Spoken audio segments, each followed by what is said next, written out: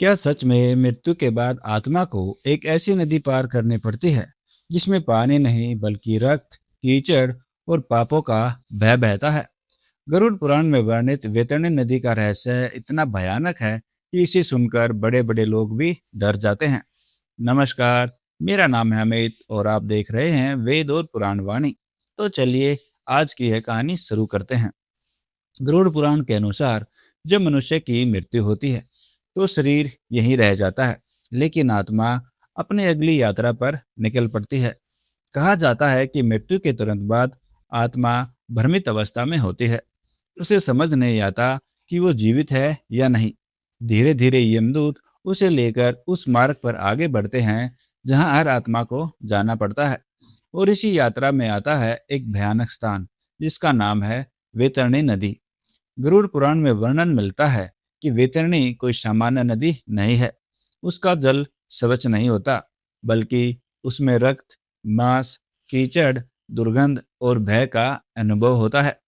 कुछ स्थानों पर उसमें अग्नि जैसी तपन महसूस होती है, तो कहीं उसमें भयानक जीव दिखाई देते हैं। कहा जाता है कि उस नदी में ऐसी चीखें सुनाई देती हैं जो किसी भी आत्मा को भय से कांपने पर मजबूर कर दें। जो आत्माएं अपने जीवन में अत्यधिक पाप, क्रूरता और अधर्म करती हैं, उनके लिए यह नदी और भी भयावह हो जाती है। गरुड़ पुराण के अनुसार जब आत्मा पहली बार उस नदी को देखती है तो उसका भय कई गुना बढ़ जाता है। वो आगे बढ़ने लगती है, लेकिन रास्ता आसान नहीं होता। हर कदम पर उसे अपने कर्म याद आने लगते हैं। जिन लोगों ने दूसरों को कष्ट दिया, झूठ, छल, अहंकार और अन्याय किया, उनके लिए वैतरणी नदी की यात्रा बहुत कठिन बताई गई है।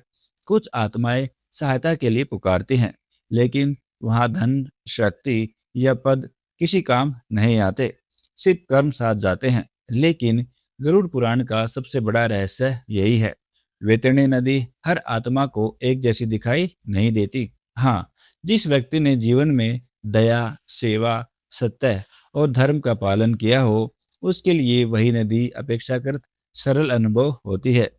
कहा जाता है कि अच्छे कर्म आत्मा के मार्ग को हल्का बनाते हैं, लेकिन जिसने केवल स्वार्थ, घमंड और पाप किए हो, उसे वह नदी अत्यंत भयानक अनुभव होती है। यानी डर नदी में नहीं, डर हमारे कर्मों में छिपा होता है।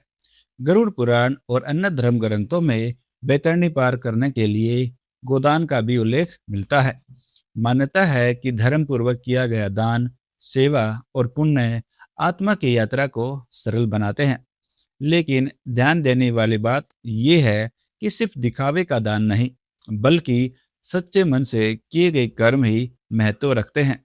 क्योंकि शास्त्र बार बार कहते हैं, कर्म का फल अवश्य मिलता है। गरुड़ पुराण में वर्णन मिलता है कि आत्मा को यमलोक तक पहुंचने में समय लगता है। इस दौरान उसे अपने कर्मों का अनुभव होने लगता है। जो लोग दूसरों को दुख देते हैं, उन्हें वही पीड़ा कई गुना बढ़कर महसूस होती है। और जो लोग दया, भक्ति और सेवा करते हैं, उन्हें उस मार्ग में कम भय महसूस होता है। यही कारण है कि सनातन धर्म में बार बार अच्छे कर्मों पर जोर दिया गया है। आज इंसान धन कमाने में इतना व्यस्त हो चुका है कि उसे लगता है यही सब कुछ है। लेकिन गरुड़ पुराण हमें याद दिलाता है कि मृत्यु के बाद साथ न घर जाता है, न पैसा, न शक्ति और न अहंकार। अगर कुछ साथ जाता है तो वो है हमारे कर्म। जिस इंसान ने दूसरों की मदद की, सत्य का साथ दिया, माता पिता का सम्मान किया, निर्दोष लोगों को दुख नहीं दिया, उसकी आत्मा का मार्ग अलग बताया गया है। सोचो, अगर आज तुम्हें उस वैतरणी नदी के सामने खड़ा कर दिया जाए, तो क्या तुम्हारे कर्म तुम्हें उस पार ले जा पाएंगे, या फिर तुम्हें अपने ही कर्मों का भय रोक देगा? मृत्यु के बाद रास्ता भगवान नहीं बदलते, हमारे कर्म बदलते हैं।